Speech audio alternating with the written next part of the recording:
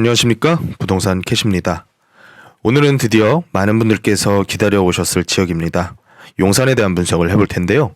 용산 전체를 한 번에 분석하기는 너무나 면적이 넓죠. 그래서 오늘은 지역을 좀 쪼개서 용문동, 신창동, 그리고 원효로에 이르는 지구를 분석을 해보겠습니다.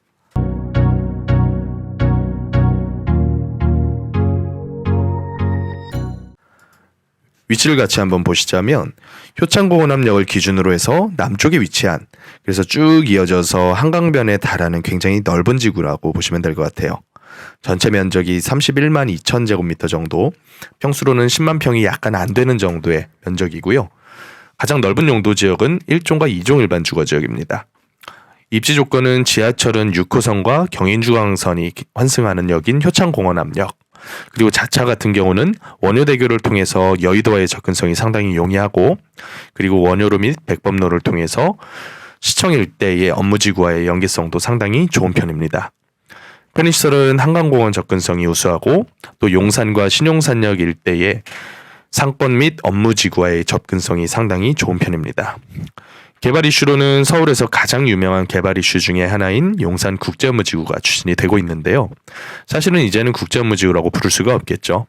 2005년부터 추진되던 국제업무지구 사업이 10년 이상 표류를 하다가 작년 5월 달에 수도권 공급 대책의 일환으로 약 한 8천여 세대 정도의 분양 및 임대주택, 그리고 복합 업무시설이 들어올 예정으로 계획이 수정이 됐습니다.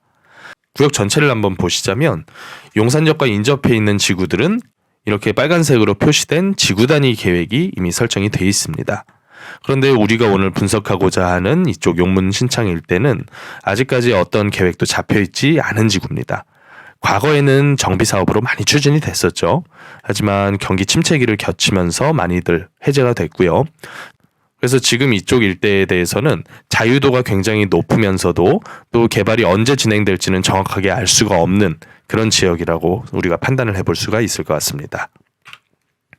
그래서 구역도 제가 나름대로 지정을 해봤는데요.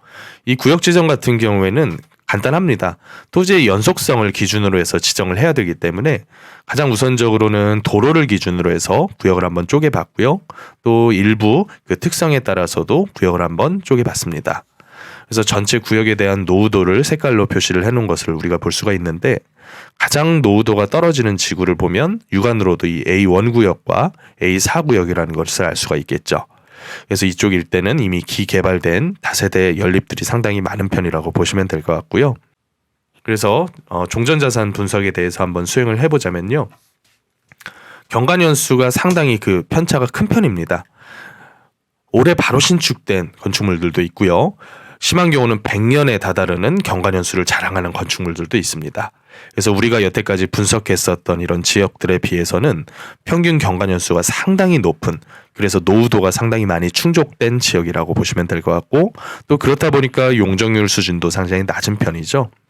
조합원 같은 경우는 이 전체 면적을 기준으로 했을 때는 5,000명이 약간 안 되는 수준이라고 보시면 될 것 같아요. 구역별로 한번 보시자면 A1 구역입니다. 위치를 한번 짚어드리자면 위치 같은 경우는 효창공원암역과 굉장히 연접해 있는 상당히 넓은 면적의 지구라고 보시면 될 것 같은데, 여기 보시다시피 토지들이 상당히 이쁘게 잘 쪼개져 있죠. 그리고 도로와의 전면 상태도 상당히 좋아서 이런 면들이 재개발에 있어서는 좀 더 진행을 어렵게 만드는 편입니다. 왜냐하면 건축 허가가 굉장히 쉽게 나는 편이기 때문에 정비구역으로 미리 묶여있지 않은 지구 같은 경우에는 이런 식으로 상당히 많은 쪼개기들이 이루어지기 때문이겠죠. 그래서 이 지구 같은 경우는 이미 개발이 많이 됐기 때문에 경관연수가 다른 구역들에 비해서는 좀 작고 용적률도 상당히 좀 높은 편이다. 그래서 공동주택 조합원의 비율이 83%에 달할 정도로 많이 개발이 진행이 됐다라고 보시면 될 것 같아요. A2 구역입니다. A2 구역도 지도를 한번 확인을 해보면 역과 연접해 있으면서 상당히 면적이 좁죠. 그래서 이쪽도 개발은 많이 되지 않았지만 개발이 만약에 된다라고 했을 때는 성격이 일반적인 재개발보다는 조금 상업적인 성격을 많이 띠지 않을까라는 생각이 좀 듭니다. 그래서 여기 같은 경우에는 건축물 수도 굉장히 작고 또 조합원도 많이 작다라고 보시면 될 것 같고요. A3 구역입니다. A3 구역은 역과 굉장히 연접해 있으면서 여기 보이시면 토지가 조금 넓으면서 도로를 끼고 있는 토지들은 이미 개발이 된 반면에 이런 작은 굉장히 좀 토지 면적이 작고 도로를 접하지 않은 이런 단독주택들이 많죠. 그래서 여기 역시도 이 비율로 보면 어쩌면 개발로서의 진행 속도가 가장 빠를 수도 있는 지구가 아닐까라는 생각이 좀 듭니다. 그래서 여기 역시도 상당히 좋은 지구다라고 보시면 될 것 같고요. 그 다음으로 A4 구역 위치를 한번 보여드리자면 역과 가장 연접해 있죠.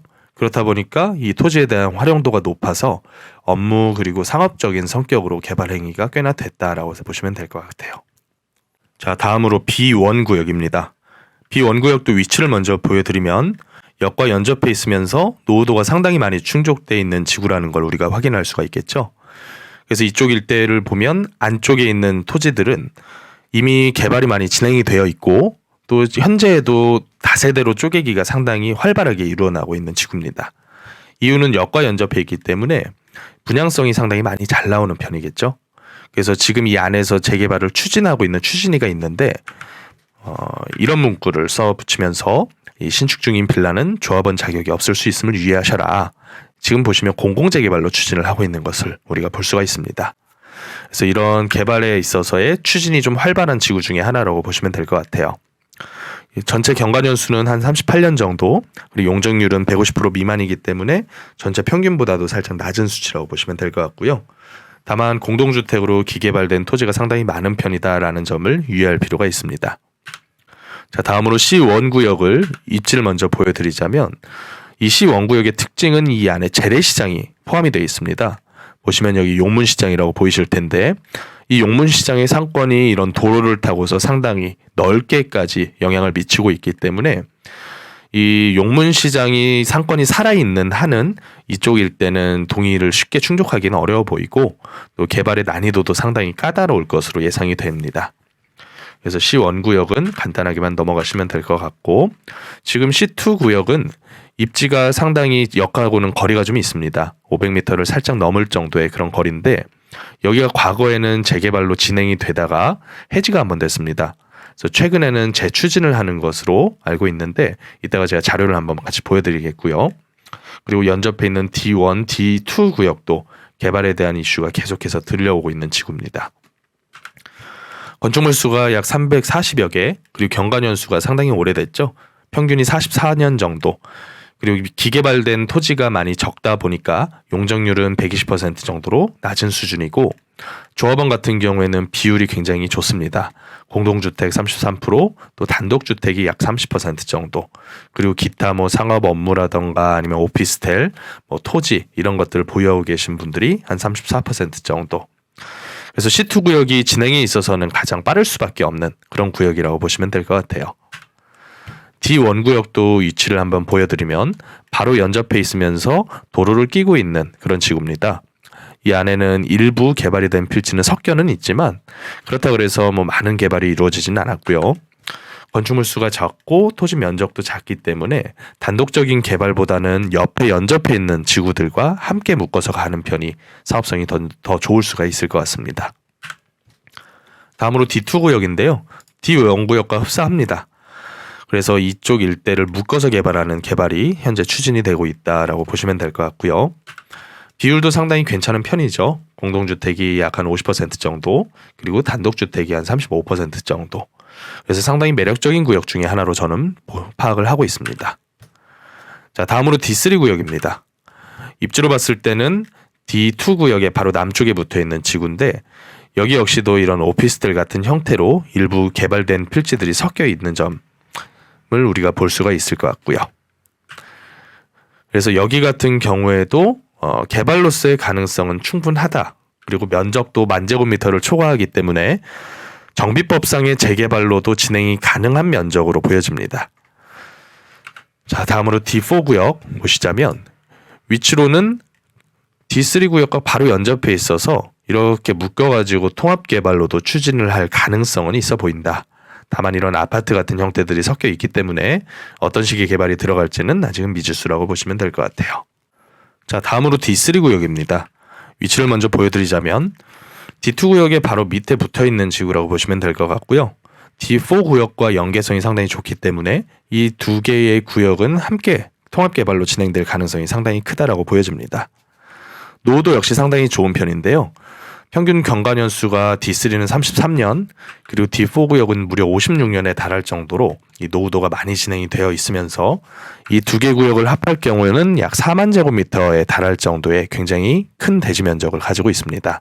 그래서 언제든 정비법상의 재개발로도 가능하지 않을까라는 생각이 좀 드는데, 다만 공동주택의 조합원 비율이 약간은 높은 편이죠.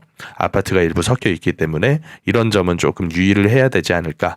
다만 장기간을 보고서 묻어놓는 투자를 하기에는 그래도 좋을 수가 있다라고 보여집니다. 자, 다음으로 D5 구역을 볼 텐데요. D5 구역은 D4 구역과 D3 구역의 위쪽에 위치해 있는 구역이라고 보시면 될 것 같고, 이 필지들이 과소 부정형 필지도 상당히 많고, 그리고 이제 약간의 이런 언덕이 져 있는 지구라고 보시면 될 것 같아요. 그래서 이쪽 일대 역시도 노후도는 상당히 많이 진행이 되어 있고, 그리고 현재 용적률 자체가 굉장히 낮은 편이다라고 보시면 될 것 같습니다. 그래서 전반적으로 각 세부 구역들에 대해서 쭉 한번 보시자면, 다른 어떤 지역보다도 이 노후도에 대한 부분만큼은 상당히 많이 오래 진행이 되어서 개발로서의 필요성이 느껴진다라고 할까요? 여태까지 봤던 구역들은 가능성 얘기를 했다면, 오늘 보고 있는 이쪽 용산 일대는 상당히 그 필요성이 많이 느껴지는 그런 지구입니다. 그래서 가격의 흐름을 한번 볼 텐데, 연립다세대 같은 경우에는 굉장히 그 굴곡이 큰 편이죠. 평균 지분가가 9천만 원대까지도 치솟았다가 또 많이 꺼졌을 때는 3천만 원대, 그리고 최근 같은 경우에는 한 7천에서 8천 사이 왔다 갔다 한다라고 보시면 될 것 같아요. 단독 다거 같은 경우에도 이 편차가 상당히 넓은 편인데, 최근 같은 경우는 평균 한 5천만 원 정도 수준에서 이 가격이 형성이 돼 있다라고 보시면 될 것 같습니다. 그래서 전반적인 이 구역들에 대한 분석과 가격에 대한 분석을 한번 해봤는데요. 그러면 아파트로 개발 행위를 하게 됐을 경우에 어떤 지구를 선정을 해서 한번 샘플링을 해볼까 고민을 하다가, 그래도 이 개발로서의 가치가 있고 또 빠르게 진행이 될 수 있는 구역들을 선정을 하다 보니까 제 임의대로 이 C2 구역을 선정을 하게 됐습니다. 이 C2 구역 같은 경우에는 제가 앞서 설명드린 것처럼 개발에 대한 진행이 되다가 해제됐었던 그런 지구이기 때문에 아직까지도 이 개발에 대한 추진 의사가 상당히 많이 남아있는 지구입니다. 또 인접해 있는 D2 구역, 또 D3 구역, 또 D5 구역도 개발로서의 진행은 상당히 용이해 보이는 구역 중에 한 군데들이고요. 그래서 최근 추진하고 있는 현황들을 보면, 과거에 이런 식으로 해서 정비구역이 묶여져 있었는데 이게 해지가 됐고, 최근에는 이렇게 C2 구역과 그리고 앞서 보여드렸었던 이 D2, D1 구역을 함께 묶어서 이 통합개발 형태의 추진을 하고 있는데, 이게 벌써 동의가 한 40% 정도가 됐다고 해요. 물론 40% 가지고는 개발이 되기는 어렵겠지만 그만큼 이 추진 의사가 강력하게 이루어지고 있는 지구라고 보시면 될 것 같습니다. 자, 그러면 다음으로 수지 분석으로 한번 넘어가 보겠습니다. 전체 대지 면적이 약 4만 6천 제곱미터 정도로 되는 걸로 봤을 때, 여기에다가 용적률을 적용을 하게 되면 약 1100세대 가량의 건축 세대 수가 설정이 되게 됩니다. 물론 이제 평수 같은 경우에는 일부 단독주택 조합원분들을 위해서 40평대 대형 평수를 30% 정도 구성을 했고요. 나머지는 가장 인기 많은 평형대인 33평 국민주택 규모를 40%가량을 넣었습니다. 그리고 25평과 18평을 합산해서 한 30% 정도 구성을 해봤고요. 그러다 보니까 전체 세대수가 약 1100가구, 그중에 조합원 분양분이 한 577세대 정도로 들어가게 됩니다. 그래서 일반 분양분도 적지 않은 세대인 500세대가 넘는 규모가 편성이 되게 되고, 또 분양가 수준은 같은 경우는 효창공원역 바로 앞에 있는 신축급 아파트를 기준으로 했을 때 그런 아파트들의 현재 가격의 약 85% 정도 수준으로 일반 분양가를 세팅을 했습니다. 그리고 조합원 분양가 같은 경우에는 일반 분양가의 한 80% 정도 수준 3,600만 원 평당 구성을 했고요. 그래서 결론적으로 나오게 된 수지 분석을 한번 보면, 전체 지분가가 상당히 높은 지구이기 때문에 수익 구조가 아주 훌륭한 구역이라기보다는 그래도 진행을 했을 경우에 준공 이후의 가격 상승분이 훨씬 더 기대가 됨직한 지구라고 볼 수가 있을 것 같습니다. 자, 그럼 이번에는 전체 구역이 아닌 개별 투자자 입장에서의 수익 분석을 한번 해볼 텐데요. 현재 나와 있는 물건이 공급 면적 14.5평, 전용 11평, 그리고 대지 지분이 5평이 조금 넘는 매물이 7억 정도 금액의 호가를 하고 있습니다. 그래서 이 수익 구조 같은 경우는 전편들에서 제가 해드렸었던 방법과 동일한데, 기존에 있었던 건축물들을 전체 사업에 대해서 기부를 하고 그것에 대한 평가를 받은 이후에 신축되는 33평짜리 아파트를 내가 받게 됐을 경우에 종전에 가지고 있었던 자산에 대한 지분과 그리고 신축되는 아파트에 대한 지분, 거기에다가 이제 건축비를 플러스 마이너스 해서 총 추가 분담금을 계산을 하게 됩니다. 지금 있는 물건이 원체 지분이 좀 작다 보니까 추가되는 추가 분담금이 꽤나 많이 예상이 되겠는데요. 그래서 약 7억 5천만 원 정도 추가 분담금 납부를 했을 경우에 몇 년 뒤가 될지는 솔직한 얘기로 아무도 모릅니다. 10년 내지 15년 정도 이런 식으로 세팅을 한번 해보게 되면 전체 투자 금액이 약 14억 5천만 원 정도를 내가 투자를 하게 되고요. 그렇게 됐을 경우에 이 자리에 지어지는 33평짜리의 신축 아파트를 내가 받을 수 있게 되는 겁니다. 그래서 결론적으로 준공 이후에 대한 Y값, 프라이스죠. 가격은 원체 먼 미래에 대한 얘기이기 때문에 정확하게 얼마다라고 말을 할 수는 없겠지만 현재 가격 기준으로 해서 별 차이가 없는 정도 수준으로만 제가 준공 후 시세를 한번 세팅을 해봤습니다. 그랬더니 결국에는 약 한 5억 정도 내외, 5억 내외 정도 내가 조금 리스크 프리미엄을 가지고서 미리 조합원으로서 투자를 하게 되는 그런 형태의 투자가 계산이 되더라고요. 오늘 살펴본 용산 용문동, 신창동, 그리고 원효로 일대에 대한 분석 결론입니다. 보통 재개발에 대한 구역 지정 요건을 총 4개로 보는데 노후도, 호수밀도, 접도율, 그리고 과소 부정형 필지가 바로 그것입니다. 그래서 오늘 살펴본 모든 지구들은 거의 대부분 이런 정비구역으로서 재개발 구역 지정 요건에는 충족하는 지역이라고 보시면 될 것 같고요. 또 용산이라는 특수성을 감안했을 때 한강변만큼의 지역적인 희소성이 존재한다라고 보실 수가 있을 것 같습니다. 다만 관심도가 굉장히 높은 지역으로서 2000년대 초반부터 지금에 이르기까지 굉장히 많은 분들의 손을 거쳐간 지역이니만큼 한강변 지구들과 유사한 정도의 가격대가 이미 형성돼 있다는 점 감안하셔야 될 것 같고요. 또 이 지역 같은 경우는 제가 분석을 쭉 하다 보니까 개발에 대한 가능성을 논하기보다는 반드시 개발이 돼야만 하는 필요성이 존재하는 지역으로 보였습니다. 그렇기 때문에 진행에 대한 불투명보다는 얼마나 진행이 빨리 될 수 있는지 여부에 대해서 관심 가지실 필요가 있을 것 같고요. 다만 한 가지 우려가 되는 점은 역세권도 아니고 또 주거로서의 활용도가 그렇게까지 높은 지역이 아니다 보니까 임차인에 대한 공실 우려가 항상 존재할 수밖에 없는 지역인 것 같습니다. 그렇기 때문에 전월세에 대한 공실이 일부 기간이라도 발생할 경우 최근 문제가 되고 있는 이 대출 중단 사태와 더불어서 투자자에게는 꽤나 큰 리스크로 작용을 할 수가 있겠죠. 그렇기 때문에 이 영끌하는 형태의 투자로 접근을 한다기보다는 일부 현금을 보유한 상태에서 할 수 있는 투자 형태로 우리 시청자분들께서는 매물을 탐색해 보시는 게 어떨까라는 생각을 좀 해봅니다. 자, 부동산캐 채널은 앞으로도 개발에 대한 이슈가 있는 지역을 전문성 있는 수익 분석을 통해서 우리 시청자분들께 소개를 해드리고자 하는데 구독하고 시청하시는 우리 시청자분들께서도 관심 있는 지역들이 있으시다면 댓글을 통해서 적극적으로 저에게 요청을 해주시면 감사하겠습니다. 제가 다음 영상에서도 용산편, 용산 2편으로 찾아뵐 텐데 그 이후의 영상은 시청자분들께서 요청하시는 지역을 우선적으로 하나를 선정을 해서 진행을 해볼 예정이니까 많은 참여 부탁드리겠습니다. 이상으로 오늘 용산 일대에 대한 분석을 마쳐보겠습니다.